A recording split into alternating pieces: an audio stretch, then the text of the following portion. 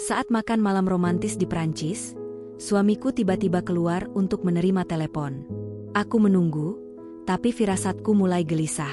Tiba-tiba, wanita parubaya di meja sebelah menyelipkan uang ke tanganku dan berbisik panik. "Panggil taksi.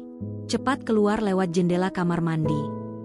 Perintah itu selamatkanku. Sebelum mulai, yuk absen dulu di kolom komentar.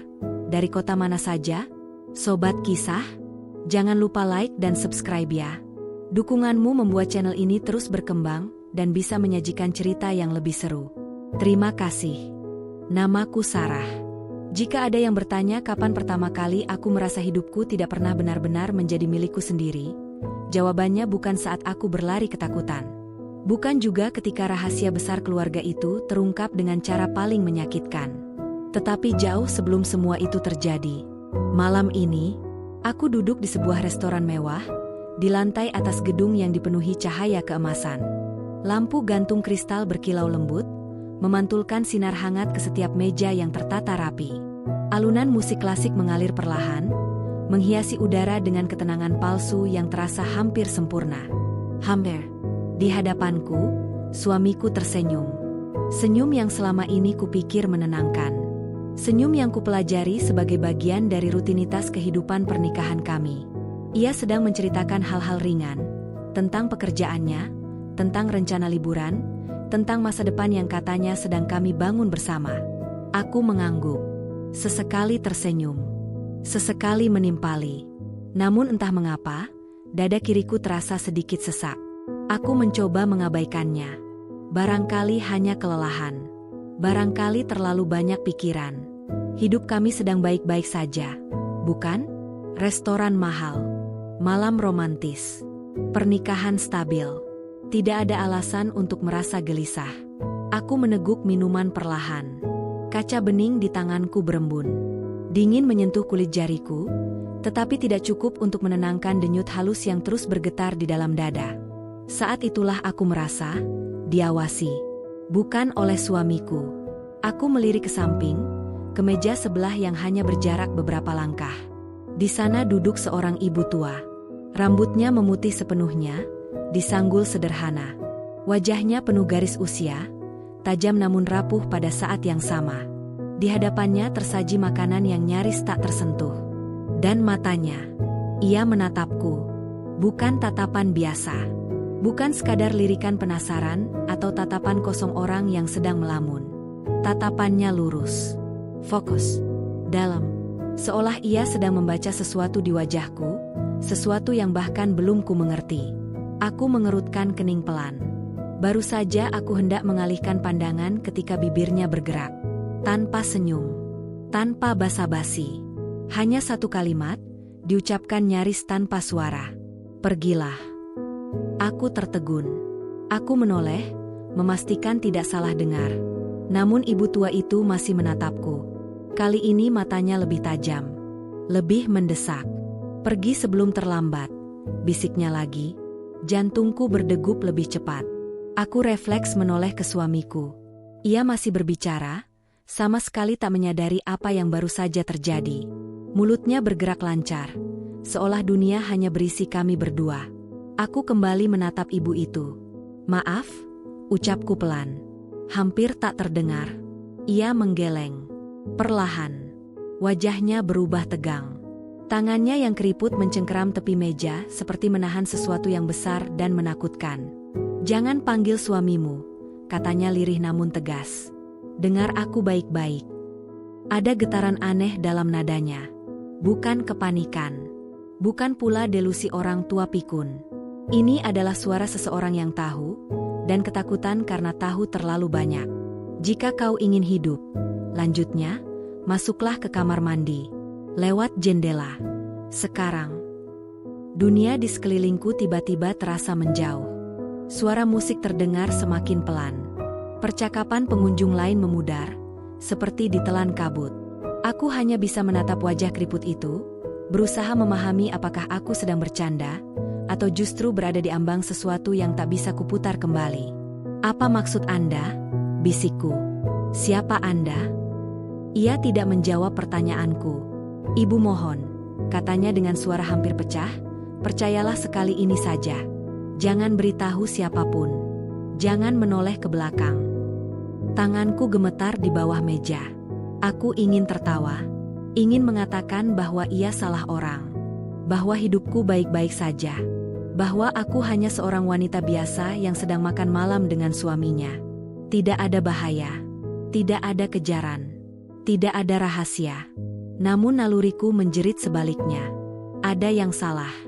Entah bagaimana, aku bisa merasakannya.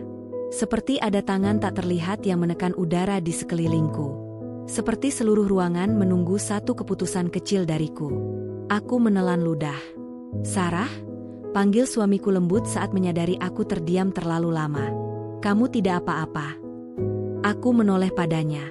Menatap wajah yang selama ini kupikir paling kukenal di dunia ini. Untuk pertama kalinya, aku meragukannya. Tidak, jawabku akhirnya, memaksakan senyum. Aku hanya ingin ke kamar mandi sebentar. Ia mengangguk tanpa curiga. Aku tunggu di sini. Aku berdiri.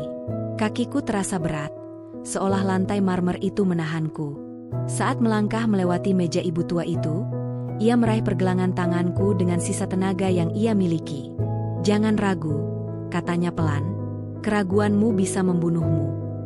Aku tidak menjawab, hanya mengangguk kecil, lalu melangkah menuju lorong kamar mandi wanita.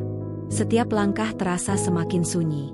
Aku tidak tahu bahwa malam itu bukan hanya awal dari pelarian. Aku tidak tahu bahwa satu keputusan kecil ini akan menyeretku pada kebenaran paling kelam tentang keluargaku sendiri.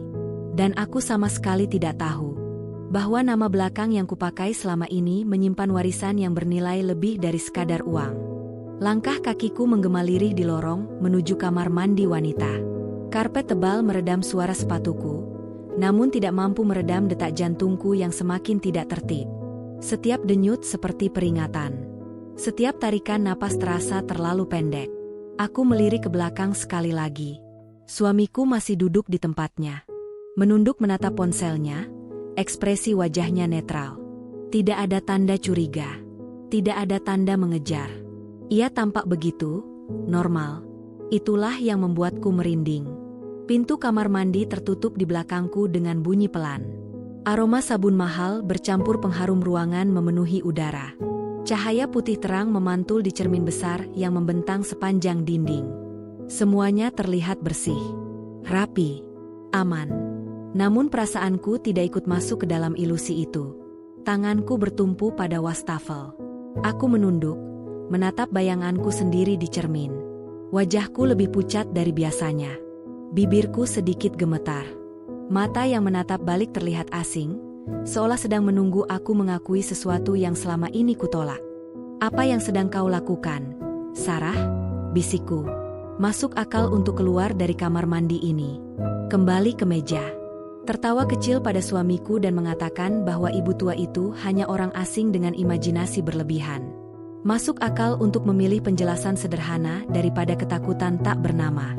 Namun suara ibu tua itu kembali terngiang jelas di kepalaku. Keraguanmu bisa membunuhmu. Aku mengangkat kepala. Mataku bergerak menyusuri ruangan hingga berhenti di ujung paling jauh. Di balik deretan bilik tertutup, terdapat satu jendela kecil. Letaknya agak tinggi, buram, nyaris tersembunyi. Jendela yang jelas bukan jalur keluar normal. Jantungku berdegup lebih keras. Aku melangkah mendekat. Kamar mandi itu kosong. Tidak ada pengunjung lain. Bahkan suara air pun tak terdengar.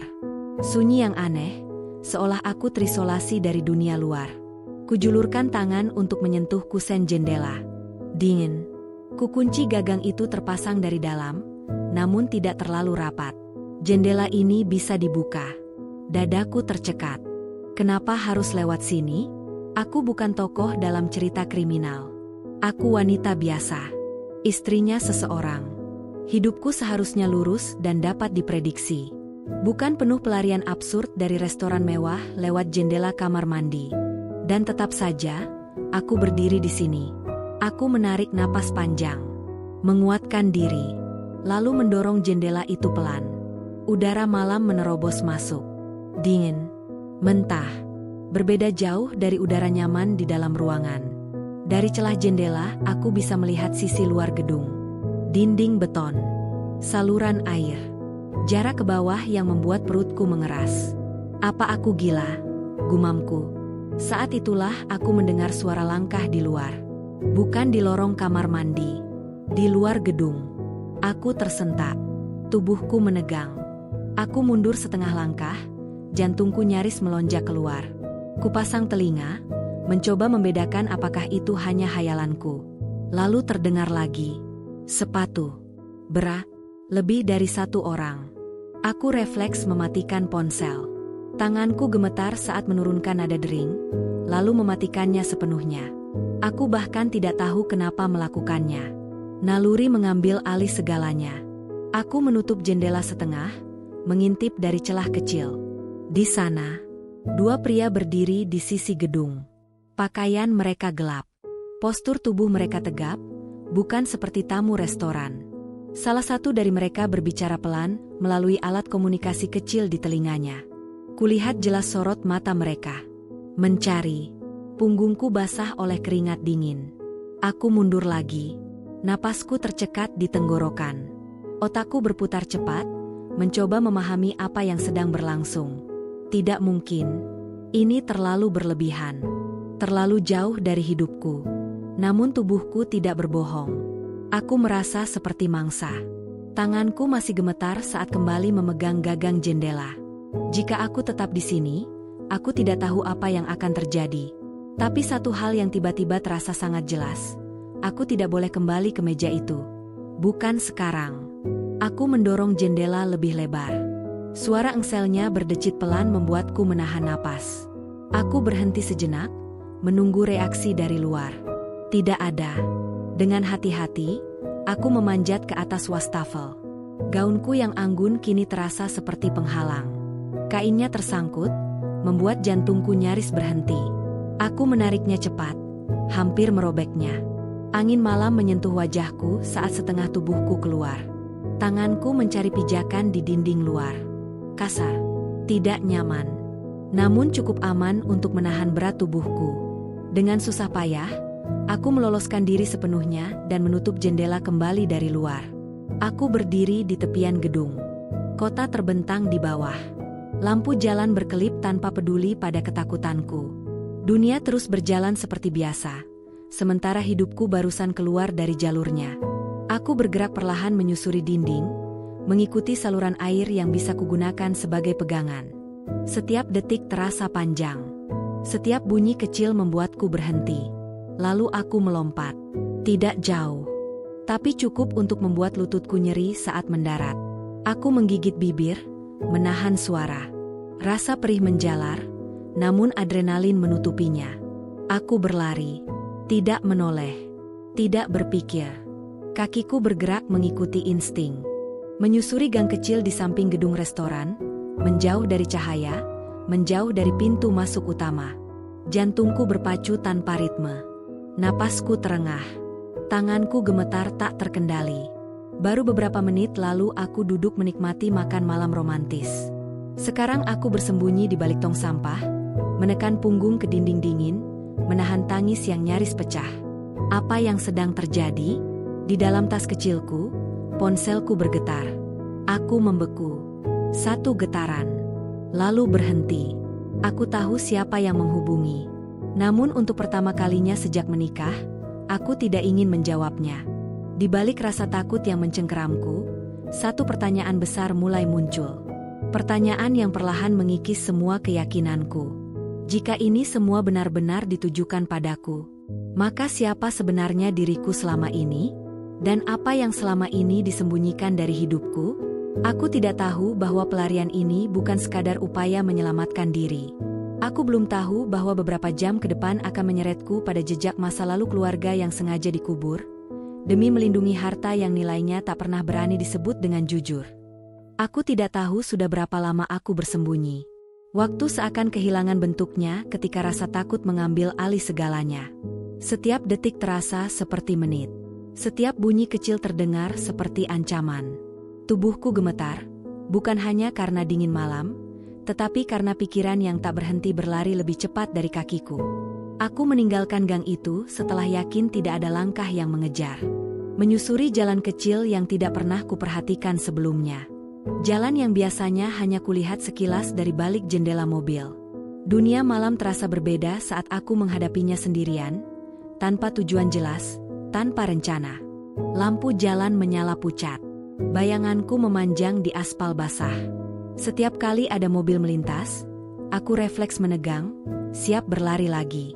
Aku akhirnya berhenti di depan sebuah minimarket yang hampir tutup. Cahaya neon yang keras menyilaukan mataku. Aku masuk, berpura-pura tenang, seolah wanita ini memang seharusnya berada di sini, mengenakan gaun makan malam mahal dengan rambut sedikit berantakan. Kasir melirikku sekilas. Tidak curiga. Tidak peduli. Aku membeli sebotol air mineral. Tanganku gemetar saat membukanya. Setengah botol kuteguk sekaligus, airnya nyaris tumpah membasahi daguku. Aku terlalu haus untuk peduli pada penampilan. Di pojok ruangan, aku duduk dan akhirnya menyalakan ponsel. Puluhan panggilan tak terjawab. Namanya berjejer, rapi, konsisten. Suamiku. Dadaku berdenyut. Jariku melayang di atas layar, ragu antara menelepon balik atau mematikannya lagi. Ada dorongan kuat untuk mendengar suaranya. Meyakinkan diriku bahwa semua ini hanya salah paham besar. Bahwa aku aman. Bahwa aku berlebihan. Namun gambar dua pria di balik gedung itu kembali melintas di benakku. Aku menjatuhkan ponsel ke tas. Tidak. Untuk pertama kalinya dalam hidupku, aku memilih ketidakpastian daripada kenyamanan yang terasa palsu. Aku keluar dari minimarket dan berjalan lagi. Tanpa arah. Tanpa tujuan. Sampai akhirnya kakiku membawaku ke sebuah halte bus kecil yang hampir kosong.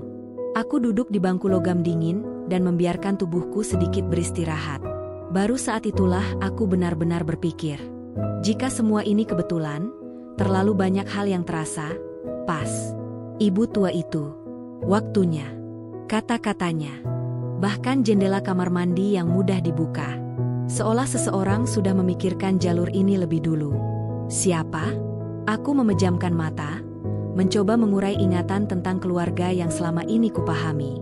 Tentang ibuku yang selalu tampak waspada setiap kali pembicaraan menyentuh masa lalu. Tentang pamanku, sosok yang jarang muncul, namanya hampir seperti tabu. Tentang kakekku yang meninggal saat aku masih kecil, dan entah mengapa selalu diceritakan dengan kalimat pendek, tanpa detail. Kita tidak perlu membahas itu, kata ibu setiap kali aku bertanya. Dulu, aku menganggapnya sebagai luka lama. Sekarang, aku merasa itu adalah pintu yang sengaja ditutup rapat. Ponselku bergetar lagi. Bukan suamiku. Nomor tak dikenal. Aku menatap layar cukup lama, jantungku kembali berpacu. Naluriku mengatakan untuk tidak menjawab. Namun ada rasa dorong yang aneh, seolah jawaban dari banyak pertanyaanku berada di balik panggilan ini. Aku mengangkatnya. Halo? Suaraku serak. Sarah. Suara perempuan tua menjawab lirih. Syukurlah. Aku membeku. Itu. Ibu, bisikku, hampir tidak percaya. Aku tahu ini terdengar gila. Katanya cepat, napasnya terdengar berat. Tapi dengarkan aku. Jangan ke rumahmu. Jangan hubungi ibumu dulu. Jangan percaya siapapun. Bulu kuduku meremang. Dari mana Anda punya nomor saya? Tanyaku. Ia terdiam sejenak. Lalu berkata dengan suara yang lebih dalam. Lebih serius. Aku mengenal keluargamu jauh sebelum kau dilahirkan. Aku menggenggam ponsel erat. Apa maksud Anda? Tanyaku, nyaris memohon. Keluargamu menyimpan konflik yang tidak pernah selesai, katanya pelan. Dan malam ini, seseorang memutuskan waktumu sudah habis. Lututku melemas. Aku bersandar di bangku halte, menahan agar tubuhku tidak roboh. Aku tidak melakukan apa-apa, ucapku terbata. Aku tidak tahu apapun. Itulah masalahnya, jawabnya. Kau tahu terlalu sedikit. Aku menghela napas panjang, mencoba menahan air mata. Kalau Anda tahu semua ini, kenapa Anda menolong saya? Karena aku gagal menolong ibumu dulu. Kata-kata itu menghantamku tanpa peringatan. Ibu saya, ulangku. Aku tidak bisa menjelaskan semuanya lewat telepon, katanya. Terlalu berbahaya. Tapi kau harus mencari satu hal. Artikel lama. Tentang sengketa warisan. Tentang seorang konglomerat yang meninggal dan keluarga yang pecah setelahnya. Jantungku berdentum keras. Itu, kakekku, tanyaku dengan suara nyaris tak terdengar. Ia tidak langsung menjawab.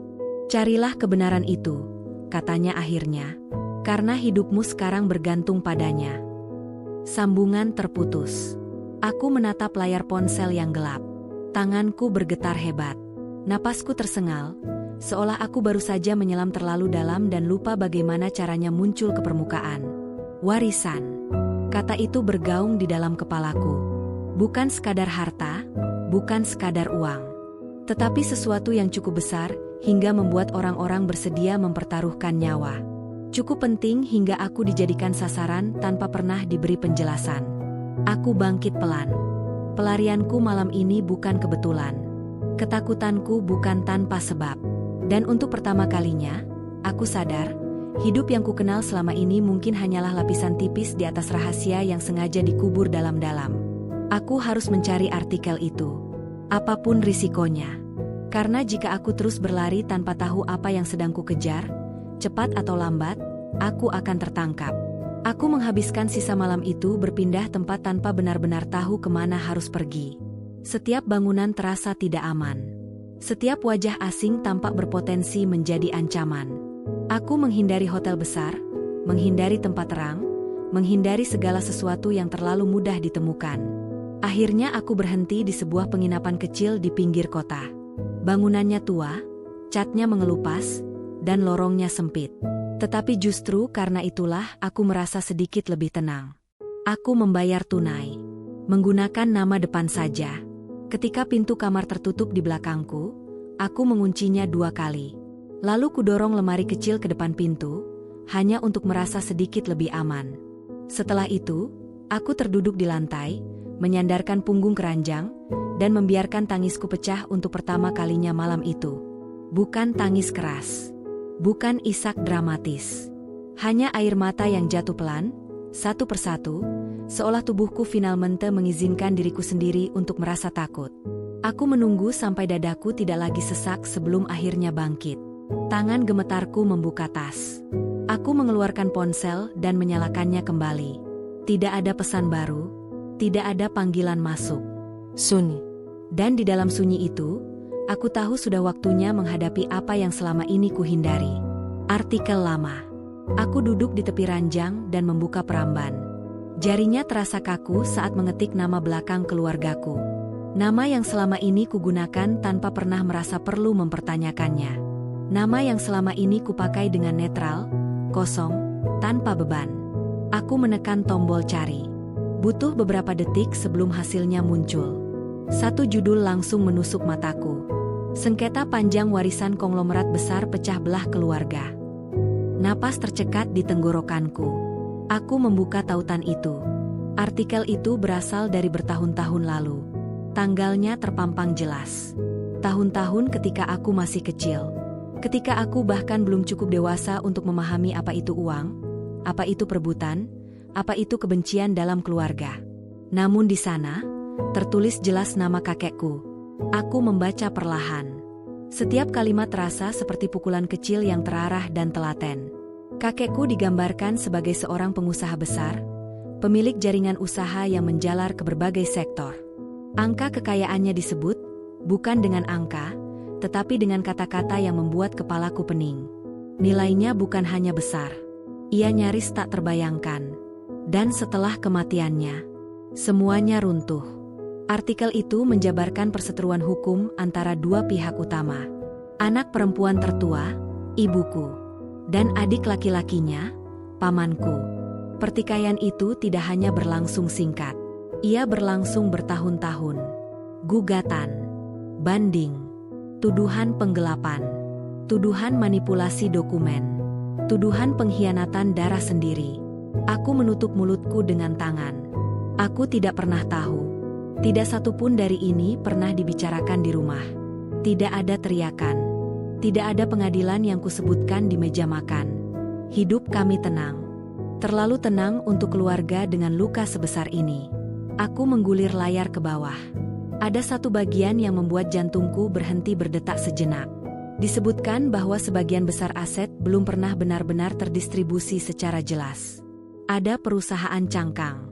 Ada rekening yang dibekukan. Ada pihak ketiga yang menjadi pengelola sementara.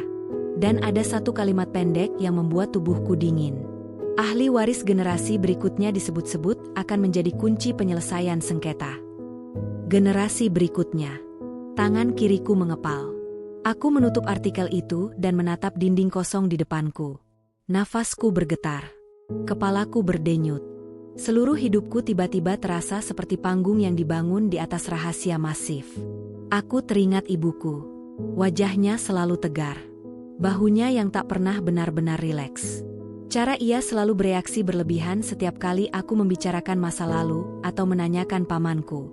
Cara ia selalu berkata bahwa uang hanya membawa masalah. Seolah kalimat itu lahir dari keyakinan mendalam, bukan sekadar petuah. Aku menarik napas panjang. Lalu kusadari sesuatu yang membuat dadaku semakin sesak. Jika aku adalah bagian dari generasi berikutnya, maka aku bukan sekadar saksi. Aku adalah kunci. Dan jika itu benar, maka pelarianku malam ini bukan untuk menyingkirkan aku dari bahaya, melainkan justru karena aku telah berada terlalu dekat dengan pusatnya. Aku mematikan layar ponsel dan menekannya kuat-kuat ke dada. Tanganku bergetar. Bukan hanya karena takut, tetapi karena amarah yang perlahan tumbuh. Selama ini aku hidup dalam kebodohan yang disengaja, dilindungi, atau dikorbankan. Aku belum tahu yang mana. Namun satu hal menjadi sangat jelas. Pernikahanku, makan malam itu, ibu tua di restoran. Semuanya sekarang terasa saling terhubung. Dan yang paling menakutkan, jika aku mulai melihat kebenaran ini, maka ada orang-orang yang pasti berharap aku tidak pernah melakukannya. Aku bangkit dari ranjang, menatap pantulan wajahku di cermin kecil kamar. Tidak ada wanita polos yang biasa menundukkan kepala dan menerima hidup apa adanya. Yang ada hanyalah seseorang yang akhirnya sadar bahwa hidupnya dibangun di atas kebohongan besar. Dan kebohongan seperti itu tidak pernah dibiarkan runtuh tanpa perlawanan. Pagi datang tanpa benar-benar kurasakan. Cahaya matahari menyelinap masuk melalui celah gorden penginapan yang lusuh, jatuh tepat ke wajahku. Kepalaku terasa berat, bukan karena kurang tidur, tetapi karena terlalu banyak informasi yang menghantam tanpa jeda. Aku bangkit perlahan, duduk di tepi ranjang, membiarkan kenyataan menyusulku satu persatu. Aku hampir menelpon ibu. Dorongan itu kuat. Naluri anak yang terbiasa mencari jawaban dari satu orang yang selama ini kuanggap tempat paling aman. Namun ingatan tentang pesan ibu tua itu menahanku. Tentang nada suaranya yang penuh penyesalan saat menyebut ibuku. Tentang peringatan untuk tidak menghubungi siapapun.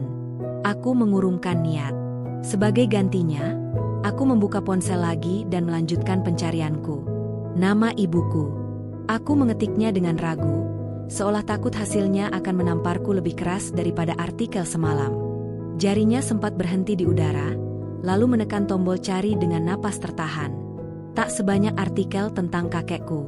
Namun ada. Wawancara singkat. Kutipan lama. Potongan berita hukum yang terdokumentasi rapi dan dingin, seakan perasaan tidak pernah menjadi bagian dari kenyataan. Ibuku disebut sebagai anak perempuan tertua. Berpendidikan. Cerdas. Tegas. Dan tidak mudah dikendalikan. Ada satu wawancara yang membuatku membacanya 2 kali. Ini bukan tentang uang, katanya di kutipan itu. Ini tentang hak, dan tentang kebenaran yang diputar balikan. Aku menghembuskan napas pelan. Selama ini, aku mengenal ibu sebagai perempuan yang selalu mengalah. Yang menghindari konflik.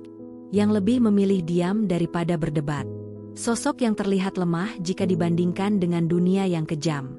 Artikel-artikel ini menghadirkan versi berbeda. Versi seorang perempuan yang berdiri di ruang sidang dan mempertahankan sesuatu yang diakininya milik keluarganya. Perempuan yang melawan adik kandungnya sendiri dengan bukti, dokumen, dan suara yang tak mau diredam. Aku membaca setiap baris, perlahan, teliti. Ada pola yang mulai terlihat. Pamanku digambarkan sebagai pihak yang memiliki akses pada jaringan bisnis yang luas. Ia disebut memiliki dukungan keuangan dan politik yang kuat. Gugatan yang diajukan selalu dengan nilai besar. Tekanan datang dari berbagai arah, bukan hanya hukum. Lalu perlahan, ibuku mundur. Bukan karena kalah di pengadilan, tetapi karena kelelahan. Ibuku menarik gugatannya. Artikel terakhir mencatat bahwa penyelesaian dilakukan secara internal, tanpa pengumuman resmi, tanpa kejelasan bagi publik. Dan setelah itu, keluargaku menghilang dari sorotan media. Aku memegang pelipisku. Sekarang aku mengerti. Diam ibu bukan kelemahan. Diamnya adalah pelindung. Ia menutup pintu masa lalu serapat mungkin. Mengubur konflik. Membesarkanku jauh dari kekayaan yang bisa mengubahku atau menghancurkanku. Ia memotong satu-satunya jalur yang bisa menyeret kami kembali ke pusaran itu. Namun satu pertanyaan mengganjal seperti duri di tenggorokan. Kalau ibuku sudah mundur selama ini, mengapa ancaman itu muncul sekarang? Pikiranku kembali ke suamiku. Kecaranya mendengarkan dengan terlalu sempurna. Ke pertanyaannya yang selalu tampak biasa, namun sering menyentuh detail keluarga. Ketertarikannya yang lebih besar pada latar belakangku dibandingkan yang pernah kusadari. Dadaku berdenyut. Aku belum siap menuduh. Tetapi aku juga tidak bisa lagi menutup mata. Aku membuka galeri foto di ponsel. Kukutak-atik beberapa gambar lama. Foto keluarga. Foto pernikahanku. Lalu tanpa sengaja, aku menemukan satu gambar yang hampir kulupa. Foto lama di rumah ibu. Di sudut ruangan, berdiri seorang pria berusia lebih tua dengan senyum tipis. Tangannya bertumpu ringan di bahu ibu. Dan di sampingnya, pamanku. Mataku menyipit. Pria itu terlihat asing. Tetapi namanya tiba-tiba terlintas di kepalaku. Ia pernah disebut sekilas dalam satu artikel. Seorang pengacara. Bukan pengacara biasa. Salah satu pihak yang disebut sebagai penghubung konflik warisan bertahun-tahun lalu. Dan kini, ia muncul di foto keluargaku. Kepalaku terasa berputar. Jika pamanku belum pernah benar-benar melepaskan klaim atas warisan itu, maka orang-orang di sekitarku mungkin tidak pernah benar-benar netral. Aku meletakkan ponsel perlahan. Pelarianku bukan kebetulan, bukan juga kesalahpahaman.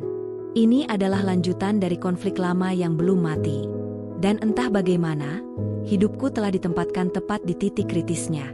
Aku tidak tahu apakah ibuku benar-benar melindungiku, atau hanya menunda waktu sampai semua ini kembali menagih bayaran. Yang jelas, aku tidak lagi bisa bersembunyi di balik ketidaktahuan. Karena semakin dalam aku menggali, satu hal menjadi semakin jelas. Warisan itu belum selesai. Dan seseorang baru saja memutuskan bahwa aku adalah bagian akhirnya. Aku berhenti berlari pada pagi itu. Bukan karena aku merasa aman, melainkan karena aku sadar sesuatu yang tak terelakkan. Siapapun yang menginginkanku tidak sedang berburu secara acak. Mereka tahu kemana aku akan pergi. Aku hanya menunda pertemuan yang sejak awal telah diperhitungkan. Kesadaran itu datang pelan, tetapi mematikan. Aku duduk di kursi pojok sebuah kedai kecil yang hampir kosong. Kopi di depanku sudah dingin sejak lama. Tanganku melingkar di cangkir tanpa benar-benar merasakannya. Mataku menatap kaca etalase, mengamati pantulan wajahku sendiri yang kini tampak asing. Aku tidak lagi terlihat seperti wanita yang kebetulan terseret masalah.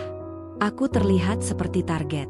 Aku membuka ponsel dan menyalakannya sepenuhnya, tanpa mode senyap, tanpa perlindungan ilusi. Jika ini akan meledak, aku ingin melihat dari mana apinya datang. Tidak butuh waktu lama. Satu pesan masuk. Bukan dari suamiku.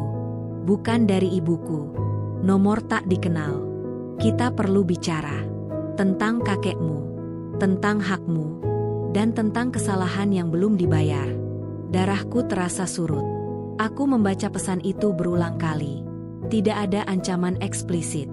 Tidak ada paksaan langsung. Namun setiap katanya terasa seperti genggaman dingin di tenggorokanku. Aku mengetik balasan dengan hati-hati. Siapa ini? Balasannya datang hampir seketika. Seseorang yang sudah menunggu terlalu lama sampai kamu cukup dewasa untuk disebut. Aku menutup mata sejenak. Nama itu akhirnya muncul kembali di kepalaku. Nama yang selama ini hanya kubaca di artikel lama, disebut singkat oleh ibu, lalu tenggelam lagi dalam diam. Pamanku. Tanganku bergetar saat ponselku kembali bergetar. Kali ini, panggilan. Aku hampir menolaknya. Namun aku juga tahu, jika aku tidak mengangkatnya sekarang, dia akan menemukan cara lain. Cara yang mungkin lebih menyakitkan. Aku menggeser layar. Halo, ucapku pelan. Suara di seberang terdengar tenang. Terlalu tenang untuk situasi seperti ini. Sarah, katanya. Akhirnya. Nada itu membuat perutku mengeras. Bukan nada orang yang ingin berbaikan, melainkan suara seseorang yang yakin bahwa waktu berada di pihaknya. Apa yang Anda inginkan? Tanyaku langsung. Ia terkekeh kecil. Kau memang seperti ibumu. Selalu ingin langsung ke inti. Aku mencengkeram ponsel lebih kuat. Katakan saja. Jangan berputar-putar, ujarku. Kami ingin menyelesaikan apa yang seharusnya selesai sejak lama, katanya. Dan secara hukum, kau kini berada di posisi yang sangat penting. Aku menelan saliva. Posisi apa? Ahli waris aktif. Kata itu jatuh berat. Final. Tidak bisa ditarik kembali. Warisan itu, lanjutnya, tidak pernah benar-benar ditutup. Hanya dibekukan. Ditunda. Disimpan dengan sangat rapi agar tidak menarik perhatian. Tapi hukum tidak lupa, Sarah. Dan waktu, sangat membantu orang-orang sepertiku. Nenek moyang aku tidak pernah mengajariku untuk menjual diri demi uang. Balasku tajam. Kau tidak menjual diri, katanya ringan. Kau hanya menggunakan hakmu. Aku hampir tertawa. Hampir. Dengan cara mengancam, tanyaku. Hening sejenak. Lalu suaranya menjadi sedikit lebih rendah. Lebih dingin. Kau salah paham. Ancaman itu hanya muncul jika kerjasama ditolak. Dadaku berdenyut keras. Dan suamiku? Tanyaku, tanpa sadar suara itu keluar lebih pelan. Apakah dia bagian dari kerjasama ini? Ia tidak langsung menjawab. Dan diamnya, sudah cukup. Dadaku terasa runtuh perlahan. Bukan dengan ledakan, tetapi dengan retakan panjang yang menyayat. Setiap kenangan kecil, setiap senyum, setiap kata manis yang pernah kupercaya, mendadak terasa dipenuhi makna lain. Aku butuh waktu, kataku, berusaha menahan gemetar. Tentu, jawabnya, kau cerdas. Kau akan memilih dengan benar. Sambungan terputus. Aku menunduk. Napasku memburu. Ujung jariku mati rasa.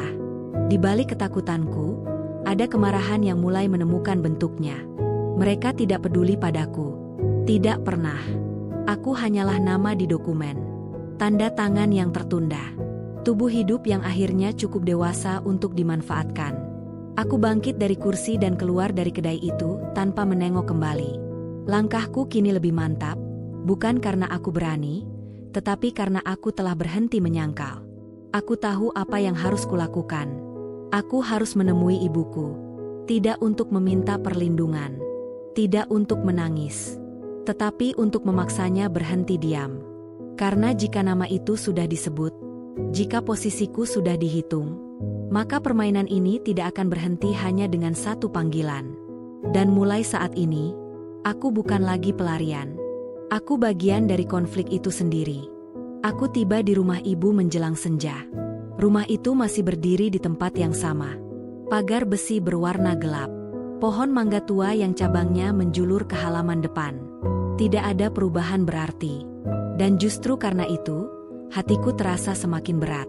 Tempat ini seharusnya aman. Namun kini, bahkan pintu rumah ini terasa seperti ambang menuju kebenaran yang tak ingin kuterima. Aku mengetuk. Tidak lama, langkah kaki terdengar dari dalam. Pintu terbuka, dan di sanalah ibuku berdiri. Wajahnya terlihat terkejut. Bukan kaget biasa. Ada sesuatu yang lebih keras di matanya. Sarah, suaranya tertahan. Kamu kenapa datang tanpa kabar? Aku tidak langsung menjawab. Aku menatapnya. Mencari-cari sisa ibu yang dulu kupercaya sebagai benteng terakhir. Kita perlu bicara, kataku singkat. Ia mengangguk pelan dan menyingkir, memberiku jalan masuk. Ruang tamu itu masih sama. Sofa lama. Foto keluarga di dinding. Dan foto kakekku, yang selama ini tak pernah kutanya lebih jauh. Aku berdiri, tidak duduk. Ibu tahu kenapa aku kesini, ucapku. Ia menghela napas panjang dan memejamkan mata sesaat. Saat membukanya lagi, aku melihat kelelahan yang sangat tua di sana. Sudah berapa banyak yang kau ketahui? Tanyanya pelan. Cukup untuk tahu aku sengaja tidak diberi pilihan, jawabku. Cukup untuk tahu hidupku dibangun di atas kebohongan. Ibuku menggenggam tepi meja. Tangannya gemetar tipis. Aku berusaha melindungimu, katanya. Kamu masih kecil waktu semua itu terjadi. Aku tidak mau kamu tumbuh dikelilingi angka dan pengacara. Aku tidak sedang membahas masa kecilku. Suaraku meninggi tanpa kusadari. Aku sedang membahas kenapa aku hampir diculik. Kenapa suamiku mungkin bukan siapa yang kupikirkan. Wajah ibu memucat. Apa yang mereka katakan padamu? Bisiknya. Mereka bilang aku ahli waris aktif. Jawabku tajam. Mereka bilang aku kunci. Ia duduk perlahan, seolah kakinya tak sanggup menopang lagi. Dadanya naik turun. Aku tidak bergerak. Tidak menenangkannya. Kau tak pernah seharusnya terlibat, katanya lirih. Tapi aku sudah terlibat, balasku, karena ibu memilih diam. Hening melingkupi ruangan. Kipas angin berdengung pelan. Detak jam dinding terdengar terlalu nyaring. Ayahmu tidak mati karena sakit, katanya akhirnya. Kata-kata itu membuat tubuhku membeku. Apa maksud ibu? Tanyaku pelan. Ia menunduk. Dia bunuh diri. Dunia di sekitarku terasa bergeser. Karena uang itu? Tanyaku, suaraku hampir pecah. Karena tekanan? Jawabnya. Karena ancaman. Karena orang-orang yang tidak mau kami keluar begitu saja. Aku menatap wajah ibu yang selama ini kupahami sebagai tegar. Kini, ia terlihat hancur dari dalam. Aku memilih diam. Lanjutnya, aku menyerah. Aku pikir semuanya akan berhenti di situ. Dan pamanku? Tanyaku. Ia menoleh ke jendela. Tidak pernah berhenti. Dadaku bergetar hebat. Seluruh hidupku terasa seperti sandiwara panjang. Kau tahu suamimu bekerja di bidang apa sebenarnya? Tanyanya tiba-tiba. Aku menegang. Apa maksud ibu? Ada seseorang dari pihak pamanku yang mengajukan laporan pernikahanmu jauh sebelum kau bertunangan, katanya lirih. Kami mengira itu kebetulan. Kata laporan menusuk seperti pisau. Ibu tahu semuanya, dan tetap membiarkanku menikah, tanyaku dengan suara bergetar. Itu kesalahanku, katanya cepat. Aku yakin aku salah. Aku ingin percaya kamu akhirnya bisa hidup normal. Dadaku terasa terbakar. Pada saat itu, ponsel ibuku berbunyi. Ia tersentak, menunduk menatap layar. Wajahnya berubah tegang. Siapa? Tanyaku. Ia tidak langsung menjawab. Ibu, suaraku menekan. Siapa yang menelepon? Ia menelan Salifah. Pamamu, jawabnya pelan. Udara di ruangan itu terasa menghilang. Aku harus jawab, katanya. Kalau tidak, mereka akan datang. Kita pergi, kataku cepat. Sekarang. Ia menggeleng. Tidak semudah itu. Ponsel itu masih bergetar di tangannya. Dan aku melihat sesuatu di wajah ibu. Sesuatu yang membuat jantungku tenggelam. Takut. Bukan pada pamanku. Tetapi pada sesuatu yang lebih dalam. Seolah ia masih menyimpan rahasia lain yang belum berani ia bagi. Dan saat itulah aku sadar. Pengkhianatan terbesar mungkin bukan datang dari orang asing. Bukan dari pamanku. Bukan bahkan dari suamiku. Tetapi dari diam yang dipilih orang-orang yang katanya melindungi aku. Dan diam itu telah mengorbankan terlalu banyak hal. Aku tahu malam ini akan menentukan segalanya. Aku merasakannya sejak pertama kali pamanku mengirim titik lokasi melalui pesan singkat. Tidak ada ancaman tertulis. Tidak ada bujukan manis. Hanya koordinat, dan satu kalimat pendek. Datang sendiri. Ibuku memohon agar aku tidak pergi. Air mata memenuhi matanya seperti bendungan yang finali retak setelah bertahun-tahun menahan beban. Tangannya mencengkeram lenganku, seolah jika ia melepasku, aku akan menghilang ditelan kegelapan. Tolong, katanya. Biarkan ibu yang menghadapi mereka. Aku menggeleng pelan. Sudah terlalu lama ibu menghadapi semuanya sendirian, jawabku, dan lihat kemana itu membawa kita. Ia terdiam. Aku mencium keningnya sebelum melangkah pergi. Tidak ada pelukan lama. Tidak ada janji. Untuk pertama kalinya, aku tidak ingin meninggalkan kenangan lembut yang bisa dipakai melawanku jika aku tidak kembali. Lokasi itu berada di sebuah gedung lama yang dulu merupakan kantor cabang perusahaan keluarga. Bangunannya besar, kosong, dan sengaja tidak disentuh selama bertahun-tahun. Tempat yang tepat untuk mengubur kebenaran, atau menelanjangi semuanya sekaligus. Aku datang lebih awal. Interior gedung itu dingin. Bau debu dan kayu tua mengisi udara. Langkah kakiku menggema keras, seolah aku sedang berjalan menuju ruang pengadilan pribadi yang tak pernah tercatat. Aku berdiri di tengah ruangan utama ketika suara pintu tertutup terdengar di belakangku. Kau tepat waktu. Aku menoleh. Pamanku berdiri beberapa langkah dari pintu. Penampilannya rapi. Terlalu rapi. Senyumnya tipis, penuh perhitungan. Ia tidak sendirian. Dua pria lain berdiri di sisi ruangan. Diam. Mengawasi. Aku tidak datang untuk bernegosiasi, kataku. Tentu saja, jawabnya. Kau datang untuk mengakhiri semuanya.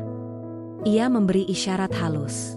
Salah satu pria meletakkan map tebal di atas meja panjang di depanku. Ini sederhana, lanjut pamanku. Kau menandatangani. Kau menyerahkan hakmu. Dan hidupmu kembali normal. Aku membuka map itu. Dokumen hukum. Kata-kata panjang. Bahasa dingin. Semua dirancang untuk satu tujuan, menghapus namaku dari segala klaim. Dan jika aku menolak, tanyaku. Ia tersenyum kecil. Kau sudah melihat yang pertama kali terjadi ketika kau mencoba pergi tanpa izin. Darahku mendidih. Suamiku, kataku akhirnya. Di mana dia? Pamanku tidak menjawab langsung. Sebaliknya, ia menoleh ke pintu samping. Masuklah, katanya. Pintu itu terbuka. Dan di sanalah dia berdiri. Suamiku. Rapi. Tenang. Wajah yang sangat kukenal. Wajah yang pernah kucintai tanpa ragu. Tidak ada rasa bersalah di sana. Tidak ada kebimbangan. Hanya kelelahan dan kepastian. Dadaku terasa runtuh sepenuhnya. Katakan padaku ini tidak benar, bisikku. Ia menarik napas panjang. Aku tidak berniat mencelakanmu, katanya. Awalnya. Aku tertawa pendek. Patah. Awalnya. Kau tidak tahu seberapa besar uang itu. Lanjutnya, tidak ada yang akan membiarkan warisan sebesar itu jatuh ke tangan seseorang yang tidak siap. Dan kau yang paling siap? Tanyaku getir. Ia tidak menyangkal. Aku dipilih, katanya. Aku ditempatkan dekat denganmu. Supaya semuanya berjalan, rapi. Setiap kata yang keluar dari mulutnya menggerus sesuatu di dalam diriku. Namun anehnya, di balik luka itu, ada kejernihan yang lahir. Aku akhirnya melihat semuanya. Aku menutup map itu perlahan. Aku tidak akan menandatangani apapun, kataku tenang. Pamanku menghela napas, seolah kecewa. Sayang sekali, katanya. Aku meraih ponsel dari saku mantelku dan mengangkatnya. Sayang sekali untuk siapa? Tanyaku. Karena polisi sudah menerima salinan dokumen ini. Dan rekaman pengakuan. Wajah pamanku membeku. Apa? Desisnya. Aku belajar cepat, kataku. Diam bukan perlindungan. Diam adalah undangan. Sirene terdengar dari kejauhan. Langkah kaki panik menggema. Para pria bergerak. Pamanku mundur satu langkah, menatapku dengan mata penuh perhitungan yang berubah menjadi kemarahan. Kau pikir kau menang? Katanya tajam. Aku menatap suamiku. Untuk terakhir kalinya. Aku pikir aku bebas, jawabku. Pintu utama gedung itu terbuka dengan keras. Cahaya merah dan biru menembus kegelapan. Suara perintah bergema di udara. Aku berdiri di tengah semuanya. Tidak gemetar. Tidak lari. Untuk pertama kalinya sejak malam makan malam itu, aku tidak lagi melarikan diri dari hidupku sendiri. Dan meski belum tahu berapa harga yang harus kubayar, aku tahu satu hal dengan pasti. Warisan ini akhirnya berbicara. Dan kebenaran tidak akan bisa ditutup kembali. Sirene berhenti berbunyi, tetapi kepalaku masih berisik.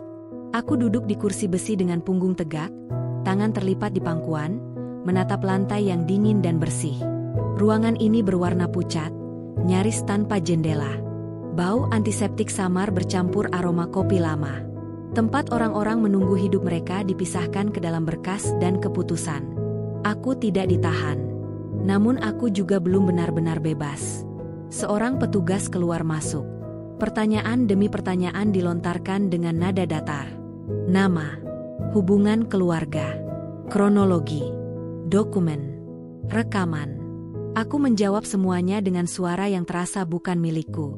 Aku tidak menangis. Air mata rasanya sudah terlalu lelah untuk jatuh.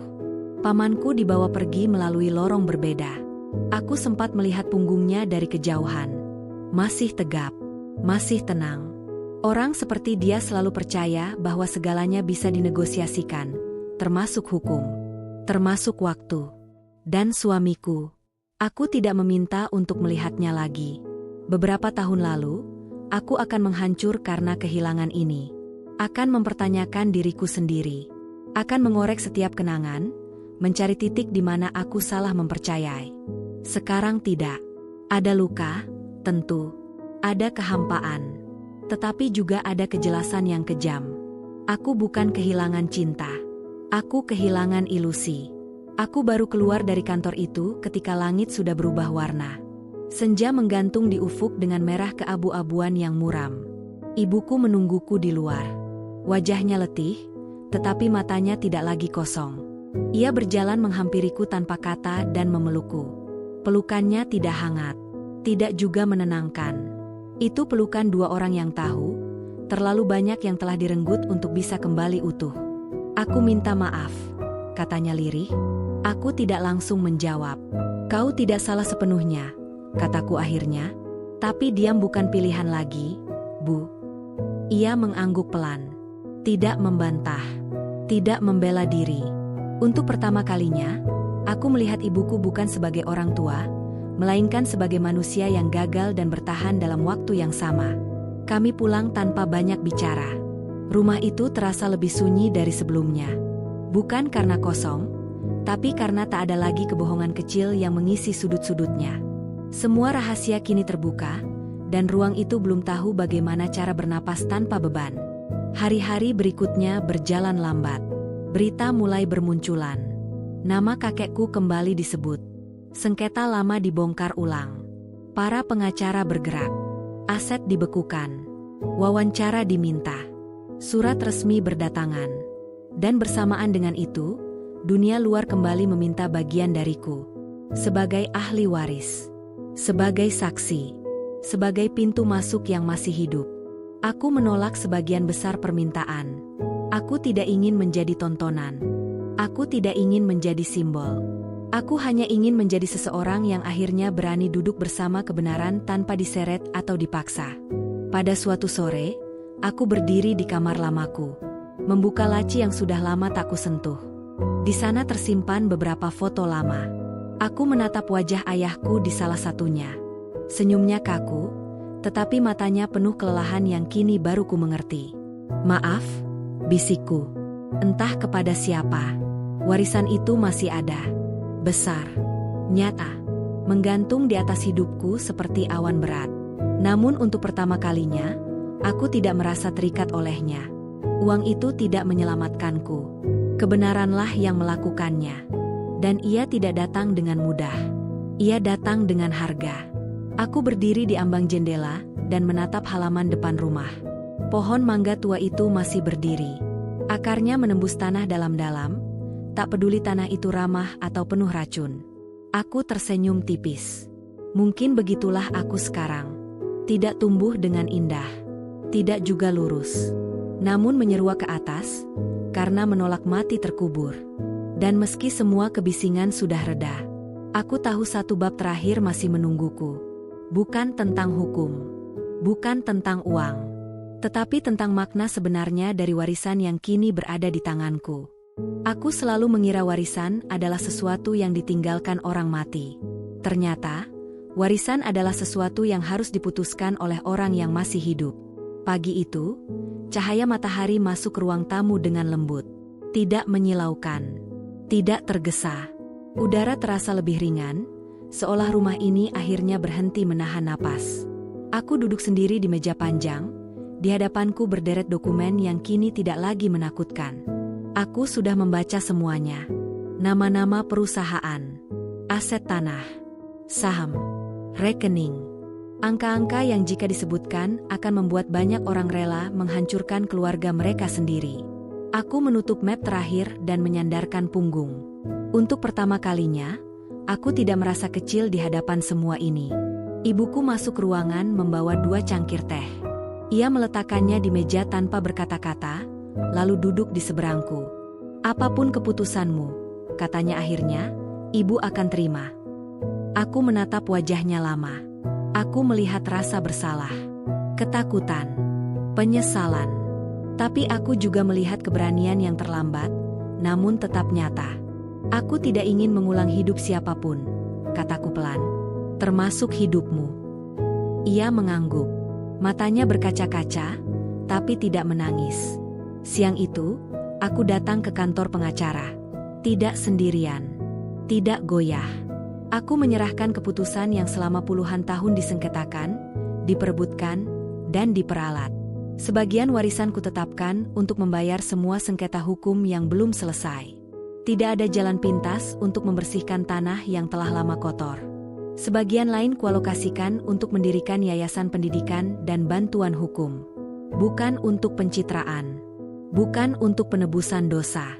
Tetapi agar tidak ada lagi anak-anak yang tumbuh dalam rumah penuh rahasia, lalu dipaksa diam demi nama besar. Sisa yang kutinggalkan untuk diriku sendiri, tidak sebanyak yang orang bayangkan. Cukup untuk hidup tenang. Cukup untuk memilih. Tidak cukup untuk lupa diri. Ketika semua selesai, aku keluar dari gedung itu dan berdiri di trotoar, membiarkan hiruk-pikuk kota mengelilingiku. Mobil lalu lalang.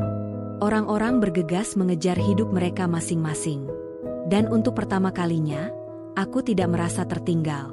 Beberapa bulan kemudian, aku kembali ke restoran tempat semuanya bermula. Duduk di meja yang hampir sama.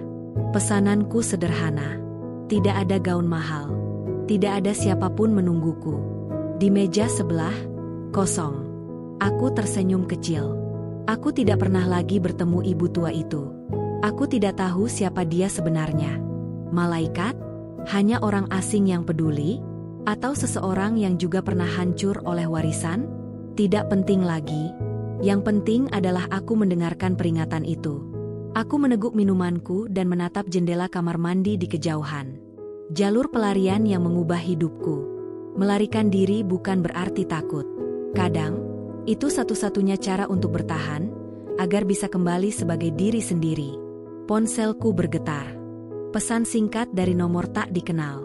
Terima kasih sudah memutus rantainya. Aku tidak membalas. Aku berdiri, membayar, dan melangkah pergi. Masa depanku tidak lagi berada di balik bayang-bayang nama siapapun. Aku tidak diwarisi hidup orang lain. Aku menciptakan hidupku sendiri. Dan jika suatu hari nanti aku meninggalkan sesuatu untuk dunia ini, aku ingin itu bukan uang, bukan bangunan, bukan nama besar, melainkan keberanian untuk memilih kebenaran, meski harus berdiri sendirian. Tamat.